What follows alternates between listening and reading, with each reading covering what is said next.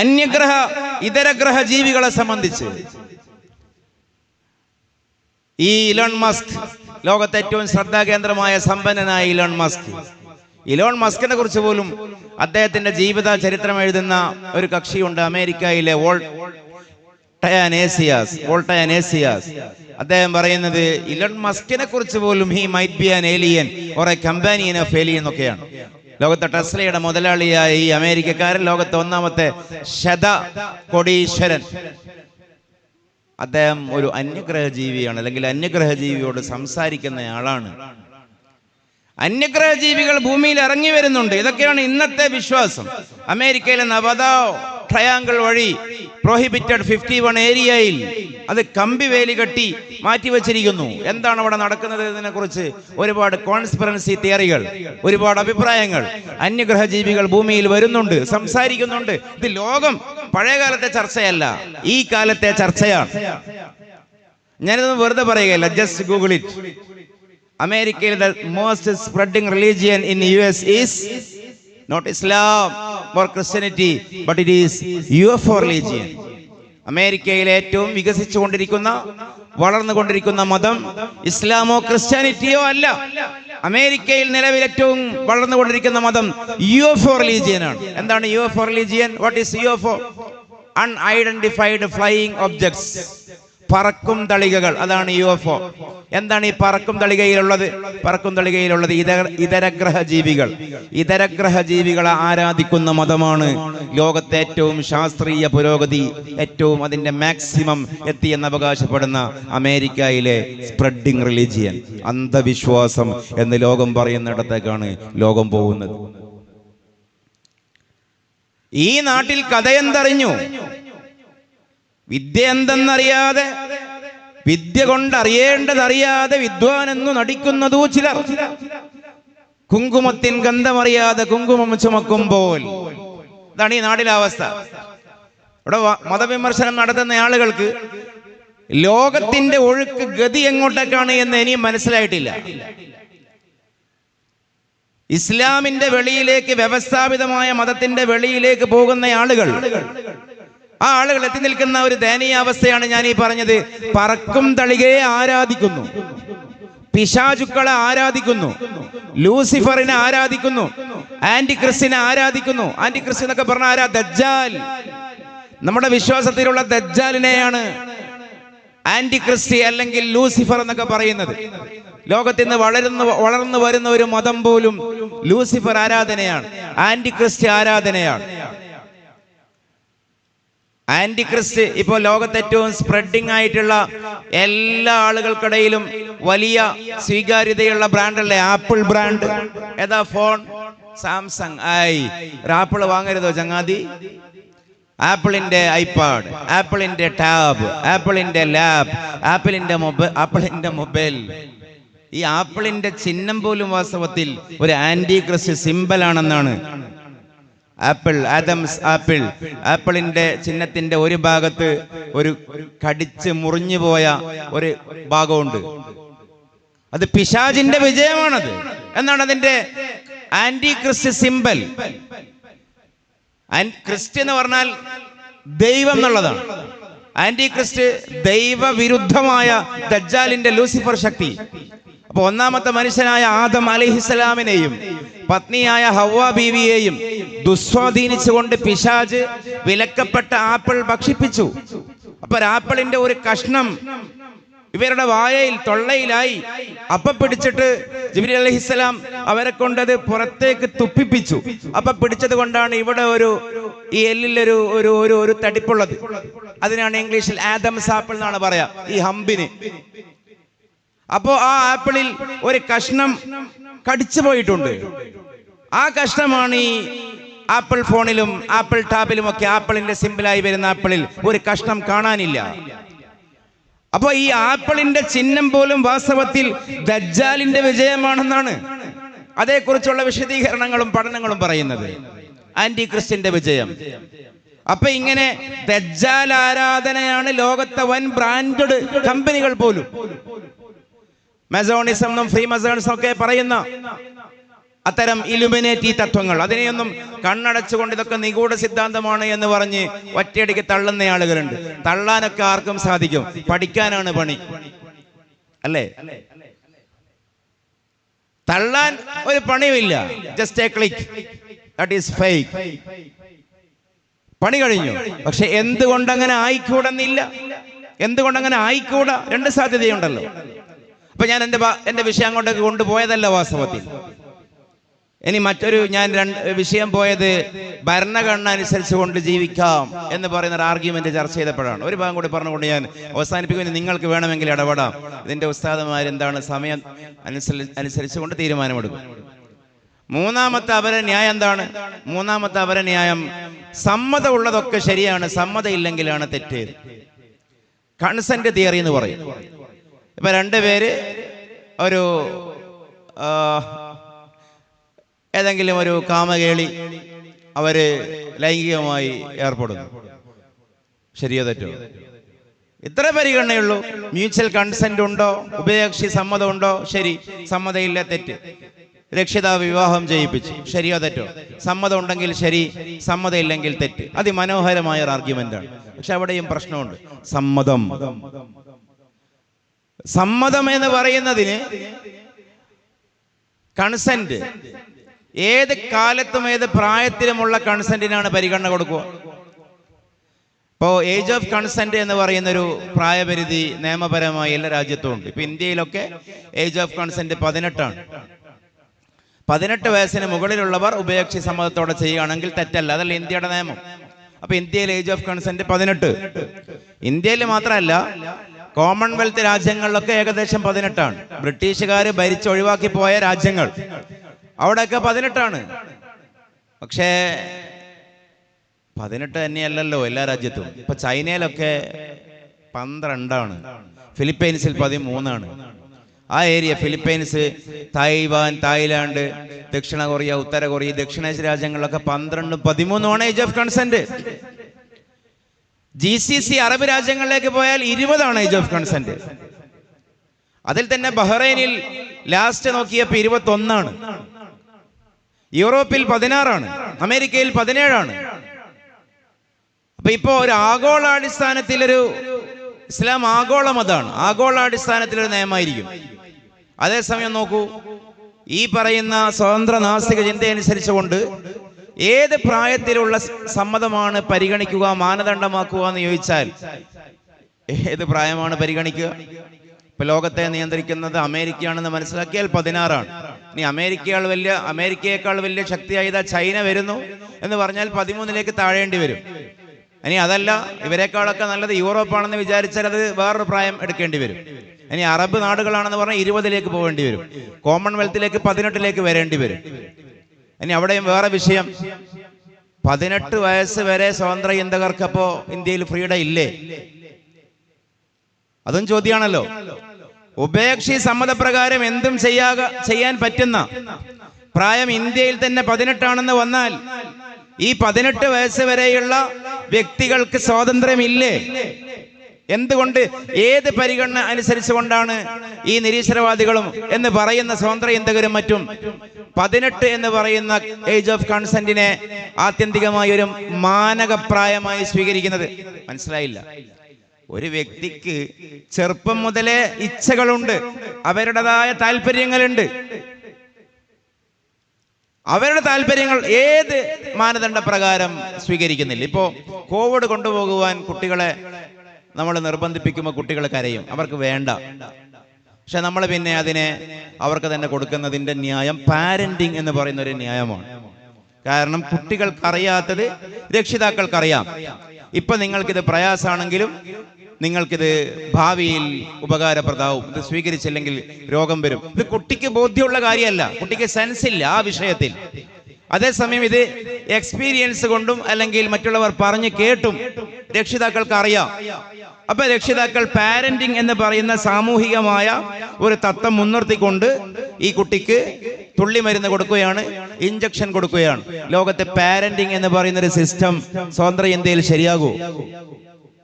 ശരിയാവില്ല, ഒരിക്കലും ശരിയാവില്ല. കാരണം അത് ഈ കുട്ടികളുടെ താല്പര്യത്തിനെതിരാണ്. 3-ാം വയസ്സിൽ പ്രീ സ്കൂൾ, 4-ാം വയസ്സിൽ LKG, 5-ൽ UKG, 6-ൽ ഫസ്റ്റ് ക്ലാസ്, 1-ാം ക്ലാസ്, പിന്നീട് 10-ാം ക്ലാസ് വരെ, അത് കഴിഞ്ഞാൽ +2, പിന്നീട് ഡിഗ്രി, പിന്നീട് PG, പിന്നീട് തുടർ പഠനം. ഇതൊരു കരിയറിസത്തിന്റെ അല്ലെങ്കിൽ ഇതൊരു ജീവിത രീതിയായി സമൂഹത്തിന്റെ മേൽ അടിച്ചേൽപ്പിക്കുന്നു.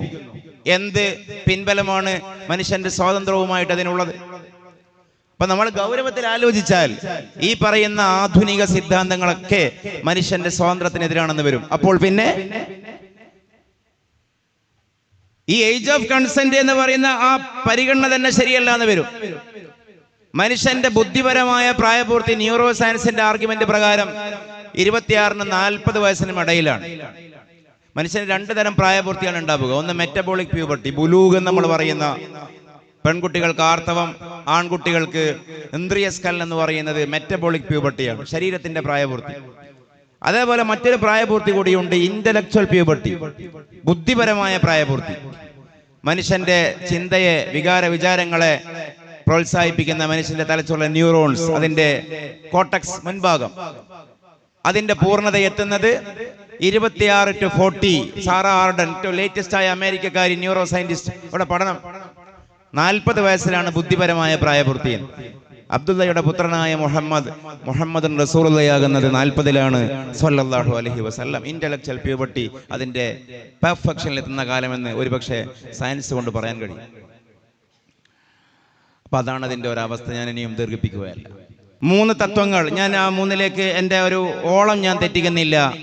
ചില വിഷയങ്ങൾ, ചില ഭാഗങ്ങൾ, ഇപ്പോൾ ചർച്ച ചെയ്തുകൊണ്ടിരിക്കുന്ന ഭാഗങ്ങൾ മറ്റൊരു രീതിയിൽ പരാമർശിക്കുന്നു എന്നേ ഉള്ളൂ. സ്വർഗവുമായി ബന്ധപ്പെട്ട വിവാദം ഇവിടെ നിലനിൽക്കുന്നുണ്ട്. കുല്ലിയായ കായികകൾ, അത് നമ്മുടെ ഒരു മൻഹജാണ്. സൂഫി മൻഹജ് എന്ന് പറഞ്ഞതുപോലെ കുല്ലിയായ കായികകൾ. നമ്മൾ ഈ മിൻഹാജിന്റെ മത്തിൽ തന്നെ പറയുന്നുണ്ടല്ലോ, ഇസ്ലാം എന്ന് പറഞ്ഞാൽ വദ്ഉൻ ഇലാഹിയുൻ, ഇലാഹികമായ ദൈവികമായിട്ടുള്ള ഒരു വ്യവസ്ഥയാണ്. അപ്പൊ എല്ലാ കാലത്തേക്കുമുള്ള ഒരു വിശാലമായൊരു കണ്ണ്, ആ അർത്ഥത്തിലെ നമ്മൾ ഏത് കാര്യത്തെയും മനസ്സിലാക്കാവൂ. ഒരു എക്സാമ്പിൾ, ഉദാഹരണത്തിന് പറഞ്ഞാൽ, ഇപ്പൊ നോക്കൂ, ഇസ്ലാമിലെ അടിമത്തവുമായി ബന്ധപ്പെട്ട വിഷയം, ഇദ്ദയുമായി ബന്ധപ്പെട്ട വിഷയം, മാസപ്പിറവിയുമായി ബന്ധപ്പെട്ട വിഷയം. ഒരുപക്ഷെ ആർക്കെങ്കിലും വ്യത്യസ്ത അഭിപ്രായം ഉണ്ടെങ്കിൽ നമുക്ക് ആരോഗ്യകരമായി പറയാമല്ലോ. വദ്ഉൻ ഇലാഹിയാണ് ഇസ്ലാം എന്ന് പറയുന്നത്. അതിൻ്റെ ഒരു ഭംഗി മനസ്സിലാവാനാണ്. അപ്പൊ നമുക്ക് നോമ്പാകാനും പെരുന്നാളാകാനും ആകാശത്തേക്ക് പോകണം, എന്നിട്ട് മാസം കാണണം. ഇനി മാസം കാണണ്ട, കണക്ക് നോക്കിയാൽ മതി എന്ന് പറയുന്ന ആർഗ്യുമെന്റ് ശക്തമായി ഇവിടെയുണ്ട്. ആ വിഷയത്തെ ഖണ്ഡിക്കലല്ല ഇവിടെ എൻ്റെ ഉദ്ദേശം. ഇസ്ലാമിനെ നമ്മൾ അവതരിപ്പിക്കേണ്ട യുക്തിവാദികൾക്ക് കൺവിൻസിംഗ് ആയ രീതിയെ പരിചയപ്പെടുത്തുമ്പോൾ നമ്മുടെ ഒരു മൻഹജ് പറയുകയാണ്. അപ്പൊ സ്വാഭാവികമായി സുന്നി ഉലമാ നേരിടുന്ന ഒരു വലിയ ചോദ്യമുണ്ട്, നിങ്ങൾ എന്തുകൊണ്ട് കാലത്തോടൊപ്പം സഞ്ചരിക്കുന്നില്ല? ഈ കാലഘട്ടത്തിൽ കണക്ക് പോരെ? എന്തിനാണ് നിങ്ങൾക്ക് ആകാശത്തെ കാഴ്ച? പക്ഷെ പ്രശ്നം എന്താണ്? വദ്ഉൻ ഇലാഹിയാകുമ്പോൾ എല്ലാ കാലവും പരിഗണിക്കേണ്ടി വരും. ഇപ്പൊ എവിടെ നിന്നാണ് കണക്ക് കിട്ടുന്നത്? ഇപ്പോ നാസയുടെ സൈറ്റ് ചെക്ക് ചെയ്താൽ, അല്ലെങ്കിൽ ഏതെങ്കിലും ഈ വാന നിരീക്ഷണ കേന്ദ്രത്തിന്റെ അൽമനാഖ് വെബ്സൈറ്റുകൾ സെർച്ച് ചെയ്താൽ ഓരോ മാസത്തിലെയും ന്യൂമൂൺ സമയം അല്ലെങ്കിൽ കൺജങ്ഷൻ സമയം കൊടുത്തിട്ടുണ്ടാകും. ഇപ്പോൾ അടുത്ത നെക്സ്റ്റ് ന്യൂമൂൺ നോക്കിയാൽ ഏതെങ്കിലും ഒരു UTC ടൈമിൽ, അത് രാവിലെയാകാം, വൈകുന്നേരമാകാം, രാത്രിയാകാം, ടൈം കൊടുത്തിട്ടുണ്ടാകും. ആ ന്യൂമൂൺ സമയത്തിന് സാക്ഷിയാകുന്ന ഭൂമിയുടെ ഭാഗവും കൊടുത്തിട്ടുണ്ടാകും. ഇത് മുൻനിർത്തിക്കൊണ്ടാണ് നമ്മൾ പുതിയ മാസം കണക്ക് വെച്ച് തീരുമാനിക്കുന്നത്. പക്ഷെ ഒരു 30 കൊല്ലം മുമ്പ് UTC ടൈം നമുക്ക് ലഭ്യമായിരുന്നോ? 50 കൊല്ലം മുമ്പ് കൂട്ടിക്കോ, നാസയുടെ സൈറ്റ് ഉണ്ടായിരുന്നോ? അൽമനാക്ക് സംവിധാനങ്ങൾ ലഭ്യമായിരുന്നോ? ഇല്ല. ഇനി ഒരു 50 കൊല്ലം കഴിഞ്ഞാൽ ലഭ്യമാകുമോ? ഇല്ല. ഒരു പക്ഷേ ഈ 100 കൊല്ലത്തിന്റെ ഇടയിലേക്ക് മാത്രം ഉള്ളതാണോ ഇസ്ലാം? അതാണ് വദ്ഉൻ ഇലാഹിന്റെ താല്പര്യം. ആദം അലൈഹിസ്സലാം മുതൽ അവസാന മനുഷ്യന് വരെ പ്രാക്ടീസ് ചെയ്യാൻ പറ്റിയ മാനകമായ നിയമങ്ങളാണ് ഇസ്ലാം മുന്നോട്ട് വെക്കുകയുള്ളൂ. ഇപ്പൊ ഈ ചാർട്ടും പട്ടികയും നോക്കിയിട്ടാണ് മാസം ഉറപ്പിക്കലല്ല കേട്ടോ എൻ്റെ വിഷയം. ചാർട്ടും പട്ടികയും വെബ്സൈറ്റും നോക്കിയിട്ട് തയ്യാറാക്കുന്നതാണ് ഇസ്ലാം അവലംബിക്കേണ്ട രീതി എന്ന് പറഞ്ഞാൽ 50 കൊല്ലം മുമ്പും അത് ഭൂമിയിൽ സാധ്യമായിരുന്നില്ല. ഇനി ഒരു 50 കൊല്ലം കഴിഞ്ഞാലും സാധ്യമല്ല. 50 കൊല്ലം കഴിഞ്ഞാൽ ഈ ഭൂമിയുടെ അവസ്ഥ എന്താകും ഉറപ്പുണ്ടോ? ഒരു 3ാം ലോക മഹായുദ്ധമൊക്കെ ഉണ്ടായാൽ എന്താകും? സ്പേസ് വാറായിരിക്കും, സ്റ്റാർ വാറായിരിക്കും. ഭൂമിയിൽ നിന്നായിരിക്കില്ല യുദ്ധം എന്നുള്ളതാണ്, ആകാശത്തു നിന്നായിരിക്കും ലോകയുദ്ധം നടക്കുക. ഇപ്പൊ ലോകത്തെ എല്ലാ രാജ്യങ്ങളുടെയും പ്രധാനപ്പെട്ട രാജ്യങ്ങളുടെയൊക്കെ ആയുധ ശേഖരങ്ങളുടെ റിമോട്ട് കൺട്രോളുകൾ പ്രവർത്തിക്കുന്നത് ബഹിരാകാശ സ്പേസ് സ്റ്റേഷനുകളിൽ നിന്നുള്ള റിമോട്ടിങ്ങുകളാണ്. അരമണിക്കൂർ കൊണ്ട് ഭൂമിയെ മുഴുവനും കരിക്കാവുന്ന മാരകായുധങ്ങൾ ഉള്ള രാജ്യങ്ങളാണ് ലോക സമാധാനത്തെ കുറിച്ച് സംസാരിച്ചു കൊണ്ടിരിക്കുന്നത്. അരമണിക്കൂർ കൊണ്ട് ഭൂമിയെ മുഴുവനും ചുട്ടു ചാമ്പലാക്കാൻ മാത്രമുള്ള 100 കണക്കിന് ആയുധങ്ങളുടെ മീതെ പതിയിരിഞ്ഞുകൊണ്ടാണ്, തപസ്സിരുന്നു കൊണ്ടാണ് ലോക സമാധാനത്തെ കുറിച്ച് ആളുകൾ സംസാരിച്ചു കൊണ്ടിരിക്കുന്നത്. ആധുനിക ലോകത്ത് നിലനിൽക്കുന്ന ശാന്തിയും സമാധാനവും ആശയം പ്രസവിച്ച ശാന്തിയും സമാധാനവുമല്ല, ആയുധം പ്രസവിച്ച ശാന്തിയും സമാധാനവുമാണ്. അമേരിക്ക എന്തുകൊണ്ടാണ് ബോംബിടുന്നില്ല? റഷ്യനെ പേടി. റഷ്യ എന്തുകൊണ്ടിടുന്നില്ല? യൂറോപ്യൻ രാജ്യങ്ങളെ പേടി. യൂറോപ്യൻ രാജ്യങ്ങൾ എന്തുകൊണ്ട് അച്ചടക്കം പാലിക്കുന്നു? ചൈനയെ പേടി. ഓരോ രാജ്യവും മറ്റൊരു രാജ്യത്തെ ഭയപ്പെടുകയാണ്. ഏതോ ഒരു സൈക്കോ ലോകത്തെ മുഴുവനും നിയന്ത്രിക്കുന്ന ഒരു സാഹചര്യം ഉണ്ടായാൽ അരമണിക്കൂർ കൊണ്ട് ലോകം കരിയും. അതാണ് നിലനിൽക്കുന്ന ലോകത്തെ പൊളിറ്റിക്കൽ എക്കോസിസ്റ്റം. 2ാം ലോക മഹായുദ്ധകാലത്ത് അമേരിക്ക ഹിറോഷിമയിലും നാഗസാക്കിയിലും ജപ്പാനിൽ വർഷിച്ച അണുബോംബിനേക്കാൾ, ന്യൂക്ലിയർ വെപ്പൺസിനേക്കാൾ 10 മടങ്ങ് പ്രഹരശേഷിയുള്ള അണുബോംബുകൾ നിലവിൽ ലോകത്തെ വികസ്വര രാജ്യങ്ങളുടെ കൈകളിൽ പോലുമുണ്ട്. മനസ്സിലായില്ല? 2ാം ലോക മഹായുദ്ധകാലത്ത് അമേരിക്ക വർഷിച്ച അണുബോംബിനേക്കാൾ മാരകായുധങ്ങൾ ഇന്ന് ലോകത്തെ 3ാം ലോക രാജ്യങ്ങളുടെ കൈകളിൽ പോലുമുണ്ട്. ഒരു അണുവായുധ യുദ്ധം ഉണ്ടായാൽ എന്ത് സംഭവിക്കും? ഇന്റർനെറ്റുകൾ മിണ്ടാതാകും, വൈദ്യുതികൾ നിലക്കും, ടെക്നോളജി നിലംപൊത്തും. ആർട്ടിഫിഷ്യൽ ഇന്റലിജൻസ് എന്ന് പറയുന്ന ടേമൊന്നും അപ്പോൾ ഉണ്ടാവില്ല. ഗതാഗത ഗമനാഗമന വാർത്താവിനിമയ സാങ്കേതിക സംവിധാനങ്ങൾ കുപ്പുകുത്തും. മനുഷ്യ നാഗരികത റിവേഴ്സ് ഗിയറിൽ സഞ്ചരിക്കും. കാളവണ്ടിയിലേക്ക്, കഴുതവണ്ടിയിലേക്ക്, കുതിരവണ്ടിയിലേക്ക്, കാൽനടയിലേക്ക് ലോകം പോകും.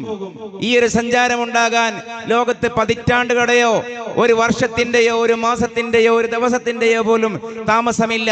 നിലവിലുള്ള ഇന്ന് ആരൊക്കെയോ ഉണ്ടാക്കി വെച്ച ആ കരി ദുർഭൂതങ്ങൾ തീകളായി ജ്വാലകളായി പടർന്നാൽ മിനിറ്റുകൾ കൊണ്ട് ലോകത്ത് സംഭവിക്കാവുന്ന കാര്യമാണ്. എന്തിന് 2050 പറയണം? ടെക്നോളജി വെച്ചുകൊണ്ട് ഇസ്ലാമിന്റെ നിയമങ്ങൾ അപ്ഡേഷൻ വരുത്തുക എന്ന് പറയുന്നത് അഹ്ലുസുന്നയുടെ മൻഹജ് അല്ല.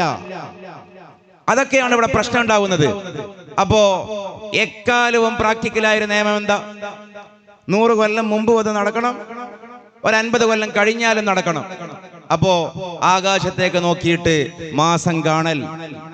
ഇനി ഇന്ന് തന്നെ ആയാലും ആഫ്രിക്കയിലെയും ഉഗാണ്ടയിലെയും റുവാണ്ടയിലെയും സാംബിയയിലെയും എരിത്രായിലെയും പട്ടിണി പാവങ്ങളായ രാജ്യക്കാർക്ക് ചേരിയിലെ ചേറ് ചോറാക്കി തിന്നുന്ന പാവങ്ങളുടെ രാജ്യങ്ങളിലേക്ക് അവിടെയൊക്കെ നോമ്പ് വേണ്ടേ, പെരുന്നാൾ വേണ്ടേ? അവിടെയും പ്രാപ്യമായത് ഈ പറയുന്ന സയൻസിന്റെ ആസ്ട്രോണമിക്കൽ ടേബിളുകളല്ല. അവിടെയും സാധ്യമാകുന്നത് നാച്ചുറലി, പ്രകൃതിദത്തമായി ആകാശത്തേക്ക് നോക്കലാണ്. അതാണ് നാച്ചുറൽ ഇസ്ലാം, ഫിത്വരിയായ ഇസ്ലാം. ഞാൻ പറഞ്ഞതിന്റെ താല്പര്യം എന്താ അറിയോ? ഇലാഹിയുൻ എന്ന് പറഞ്ഞാൽ എല്ലാ കാലത്തേക്കുമുള്ളത് പരിഗണിക്കേണ്ടി വരും. അങ്ങനെയുള്ള ഒരു ഇസ്ലാമിനെ പറഞ്ഞാൽ പ്രശ്നം ഉണ്ടാവുകയില്ല, മനുഷ്യന്മാർക്ക് മനസ്സിലാവും. അല്ലെങ്കിൽ വലിയ ശാസ്ത്രവും വലിയ ഭൗതികതയും വലിയ വികസനവും വലിയ പുരോഗതിയും പറയുന്നവരാണ് വാസ്തവത്തിൽ കാലത്തിന്റെ ഒരു ഇട്ടാവട്ടത്തിൽ കുടുങ്ങിപ്പോയത്. ദീർഘമായ ഭാവിയിലേക്കും ദീർഘമായ ഭൂതകാലത്തേക്കും നോക്കാൻ സാധിച്ചാൽ നമുക്ക് മാനക തത്വമേ പറയാൻ കഴിയൂ. പ്രകൃതിപരമായ അടയാളങ്ങളാണ് അവലംബിക്കേണ്ടത്. അടിമത്തം എന്തുകൊണ്ട് ഇസ്ലാം നിരോധിച്ചില്ല? ഞാൻ ആ വിഷയത്തിലേക്ക് പോകുന്നില്ല. ചോദ്യം വരുമ്പോൾ തോന്നും ഇസ്ലാമാണ് ഉണ്ടാക്കിയത് എന്ന്. അല്ലല്ലോ. ഒരു സാമൂഹികമായ ഫിനാൻഷ്യൽ എക്കണോമിക് സിസ്റ്റം എന്തുമാകാവുന്ന സിസ്റ്റം രണ്ടു കാലുള്ള മൃഗങ്ങളായി മനുഷ്യരെ ദുരുപയോഗം ചെയ്ത ഒരു കാടൻ സമ്പ്രദായം, മൃഗീയമായ സംവിധാനം. ആ സംവിധാനത്തെ ഇസ്ലാം വ്യവസ്ഥപ്പെടുത്തുകയും അവർക്ക് മനുഷ്യത്വപരമായ പൗരത്വ പദവി നൽകുകയും ആത്മീക ലോകവുമായി അവർക്ക് ആത്മീക ലോകത്തവർ ഒരളവിലും തരം താഴുന്നവരല്ല എന്ന് പ്രഖ്യാപിക്കുകയും ചെയ്തു. നോക്കൂ, അബൂബക്കർ സിദ്ദീഖ് റളിയല്ലാഹു അൻഹുവിന് സാധിക്കുന്നതൊക്കെ ബിലാൽ റളിയല്ലാഹു അൻഹുവിനും സാധിക്കും എന്നുള്ളതാണ് ഇസ്ലാമിന്റെ മഹത്വം. സാമ്പത്തികമായി എന്ത് എന്നുള്ളതല്ല, ഉടമയും അടിമയും എന്നുള്ളത് സാമൂഹിക സാമ്പത്തിക വ്യവസ്ഥയിലെ രണ്ട് വാക്കുകളാണ്. ഇസ്ലാമിന്റെ ഇടയിലേക്ക് വന്നാൽ അതിനെ ആത്മീകമായി കണ്ടാൽ അടിമ എന്ന് പറയുന്ന ഒരു കാറ്റഗറിയെ, അവരുടെ വ്യക്തിത്വത്തെ, അവരുടെ ആത്മാവ് എന്ന് പറയുന്ന സ്വത്വത്തെ ഇസ്ലാം ഇകഴ്ത്തിയില്ല. ഇസ്ലാം സംസാരിക്കുന്ന സ്വത്വം, ഇപ്പൊ കമ്മ്യൂണിസ്റ്റുകാരൻ മനുഷ്യനിൽ കാണുന്ന സ്വത്വം തൊഴിലാളി എന്ന് പറയുന്ന ഒരു സ്വത്വത്തെയാണ്. കോൺഗ്രസ്സുകാരൻ മനുഷ്യനിൽ കാണുന്ന സ്വത്വം ദേശീയ പൗരൻ എന്ന് പറയുന്ന ഒരു സ്വത്വത്തെയാണ്. ഓരോ ഇസവും ഓരോ പ്രത്യയശാസ്ത്രവും മനുഷ്യനിലെ ഓരോന്നിനെയാണ് അഡ്രസ് ചെയ്യുന്നത്. ഡിമാൻഡ് ആൻഡ് സപ്ലൈ ഉൽപ്പാദിപ്പിക്കാൻ കഴിയുന്ന ഒരു സിദ്ധിയുള്ള ഒരു സവിശേഷ ജന്തുവാണ് കമ്മ്യൂണിസ്റ്റ് ദർശനത്തിൽ മനുഷ്യൻ. ഇപ്പൊ കമ്മ്യൂണിസ്റ്റുകാരൻ മനുഷ്യനിൽ കാണുന്ന സാധനം, കമ്മ്യൂണിസ്റ്റുകാരന്റെ കണ്ണിലെ മനുഷ്യൻ ഉൽപാദനക്ഷമതയുള്ള ഒരു മൃഗമാണ്, ജന്തുവാണ് കമ്മ്യൂണിസ്റ്റ് കണ്ണിലെ മനുഷ്യൻ. ഇനി വലതുപക്ഷത്തിന്റെ കണ്ണിലെ മനുഷ്യൻ അതിർത്തികൾ നിശ്ചയിക്കുന്ന ഒരു സറൗണ്ടിങ്, ഒരു ദേശരാഷ്ട്രമായി പ്രഖ്യാപിച്ചാൽ അതിനകത്ത് സ്ഥാപിക്കപ്പെടുന്ന ഭരണഘടന അനുസരിച്ച് കൊണ്ട് ജീവിക്കേണ്ട ബുദ്ധിയും വിവേകവുമുള്ള ഒരു പ്രത്യേക സവിശേഷ ജീവിയാണ് മനുഷ്യൻ. ദേശീയ സ്വത്വം എന്ന് പറയും. ഓരോന്ന് പറയുന്നില്ല. ഇപ്പൊ ചിലർ പരിഗണിക്കുന്നത് ദളിത് സ്വത്വം, കീഴാള സ്വത്വം, സ്ത്രീ സ്വത്വം, പുരുഷ സ്വത്വം, കായിക സ്വത്വം, കലാസ്വത്വം. ഇതൊക്കെ മനുഷ്യനിൽ ഓരോ പ്രത്യയശാസ്ത്രവും കാണുന്ന വ്യത്യസ്തമായ പരിഗണനകളാണ്. അങ്ങനെയാണെങ്കിൽ മനുഷ്യനിൽ ഇസ്ലാം കാണുന്ന പരിഗണന ഏതാണ്? തൊഴിലാളി സ്വത്വം അല്ല, ദേശീയ സ്വത്വം അല്ല, ദളിത് സ്വത്വം അല്ല, കായിക സ്വത്വം അല്ല, കലാസ്വത്വം അല്ല. ഇസ്ലാം കാണുന്ന സ്വത്വം റൂഹിയായ സ്വത്വമാണ്. ആത്മീക ജീവിയാണ് മനുഷ്യൻ. ഇതാണ് ഇസ്ലാമിന്റെ കണ്ണ്, ഇതാണ് ഇസ്ലാമിന്റെ കാഴ്ച. ഖദ് അഫ്ലഹ മൻ സക്കാഹ വഖദ് ഖാബ മൻ ദസ്സാഹ. ആത്മാവിനെ ശുചീകരിച്ചവൻ വിജയിച്ചു, ആത്മാവിനെ ശുചീകരിക്കാത്തവൻ പരാജയപ്പെട്ടു പോയി. അപ്പൊ ഞാൻ ആ ഭാഗത്തേക്ക് പോവുകയല്ല. ഇനി അതിന്റെ ഈ ഇലാഹിയായ ആണെന്ന് പറഞ്ഞപ്പോൾ ആ ഭാഗം മെൻഷൻ ചെയ്തതാണ്. ഇന്ന് ലോകത്ത് അടിമ സിസ്റ്റത്തിന് പ്രസക്തിയില്ല, അടിമകൾ തന്നെ ഇല്ല. പഴയ കാലത്തുണ്ടായിരുന്നു, പക്ഷെ ഭാവി അറിയില്ല. ചരിത്രം നമുക്ക് പാഠമാകുന്നു. ലോകത്തിന് എന്തും സംഭവിക്കാം, അടിമകൾ തിരിച്ചു വരാം. ഇസ്ലാം ഉണ്ടാക്കാം എന്നല്ല, ലോകത്തെ രാജ്യങ്ങൾ തമ്മിൽ കോളനികളാക്കി മാറ്റുന്ന ഒരു കാലത്ത് നിങ്ങളൊന്നുകൂടി ആഴത്തിൽ ആലോചിച്ച് നോക്കൂ. ഇപ്പൊ ഞാൻ നേരത്തെ ഇലോൺ മസ്കിനെ ഉദ്ധരിച്ചു. ഞാനൊന്നും കാട് കയറി പറയുകയല്ല. ഒരു 100 കൊല്ലം മുമ്പ് ബ്രിട്ടീഷ് ശക്തികൾ, ഈസ്റ്റ് ഇന്ത്യ കമ്പനി ഒരുപാട് രാജ്യങ്ങളെ കോളനിയാക്കിയതുപോലെ പുതിയ കാലത്തെ കൺസെപ്റ്റ് എന്താ അറിയോ? ആകാശങ്ങൾ കോളനിയാക്കുക. ഹുദൈബിയുടെ മുറ്റത്ത് വെച്ച് എന്തോ പറയുകയല്ല, ആകാശങ്ങളെ കോളനിയാക്കുക. അതാണ് ഇലോൺ മസ്കിന്റെ ഒക്കെ കൺസെപ്റ്റ്. എന്ത് ആകാശങ്ങളെ കോളനിയാക്കുക എന്ന് പറഞ്ഞാൽ, ഇപ്പൊ ഇന്ത്യ നമ്മൾ ഒഴിവാക്കാം. പാകിസ്ഥാന് ഇപ്പൊ ഒരു $5000 കോടി ആവശ്യമുണ്ട്. കുറച്ച് പാലവും റോഡും കെട്ടാൻ, ആശുപത്രി കെട്ടാൻ, അല്ലെങ്കിൽ പട്ടിണി മാറ്റാൻ. എങ്കിൽ അത് ഇലോൺ മസ്ക് കൊടുക്കും.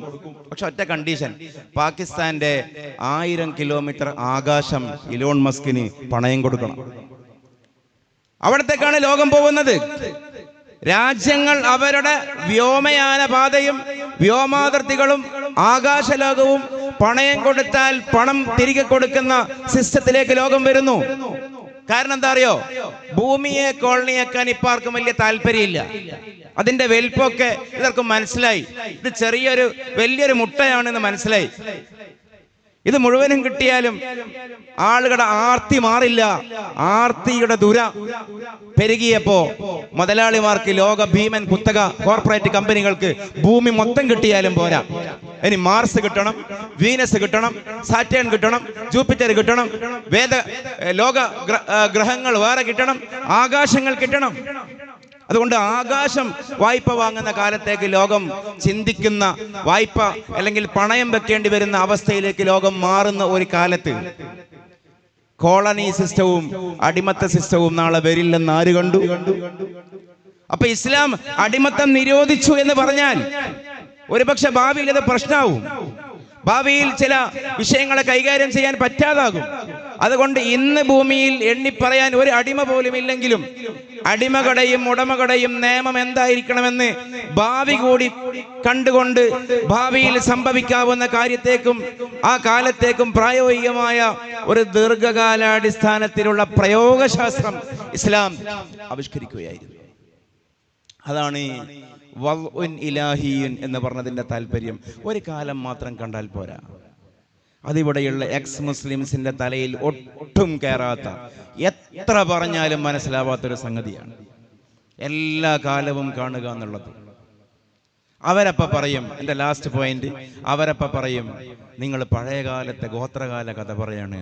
അപ്പൊ നമ്മളും ചെയ്യുന്നൊരു വിഡ്ഢിത്തമുണ്ട്. എന്താണെന്നറിയോ? അവരങ്ങനെ കളിയാക്കുമ്പോൾ നമ്മൾ പുതിയ ആളാകാൻ ശ്രമിക്കും. പുതിയ ആളാകാൻ നമ്മൾ ശ്രമിക്കലാണ് ഏറ്റവും വലിയ വിഡ്ഢിത്തം. നിങ്ങളെന്തേ 6-ാം നൂറ്റാണ്ടിലെയും 7-ാം നൂറ്റാണ്ടിലെയും കൂറക്കിത്താബും പിടിച്ചുകൊണ്ടാണോ ഈ കാലത്തും മനുഷ്യരോട് സംസാരിക്കുന്നത്? നിങ്ങൾക്കൊന്ന് പുതിയ ആയിക്കൂടെ? നിങ്ങൾക്കൊന്ന് അപ്ഡേഷൻ വരുത്തിക്കൂടെ? അപ്ഡേറ്റ് ചെയ്തുകൂടെ എന്നൊക്കെ 4 ചോദ്യം വരുമ്പോഴേക്ക് നമ്മൾ ശ്രമിക്കുകയാണ് പുതിയ മുസ്ലിമാകാൻ, പുതിയ ഇസ്ലാമിനെ ഉണ്ടാക്കാൻ. പക്ഷേ ഇലാഹിയൻ എന്ന് പറഞ്ഞ ആ തത്വം മനസ്സിലായ ഒരാൾ അതിന് ശ്രമിക്കൂല. കാരണം എന്താ അറിയോ? പുതിയ മനുഷ്യൻ, പഴയ മനുഷ്യൻ എന്നുള്ളത് യുക്തിവാദികളും ലിബറലുകളും ഉണ്ടാക്കിയ തെറ്റായ ഒരു മാനദണ്ഡമാണ്. പുതിയ മനുഷ്യനും മധ്യകാല മനുഷ്യനും ആധുനിക മനുഷ്യനും പരിഷ്കൃത മനുഷ്യനും അങ്ങനെ 4-5 തരം മനുഷ്യനില്ല. ഒറ്റ മനുഷ്യനേ ഉള്ളൂ, ബനു ആദം അൽ ഇൻസാൻ. ഒറ്റ മനുഷ്യനേ ഉള്ളൂ. ഇതാണ് ഇസ്ലാമിന്റെ തത്വം.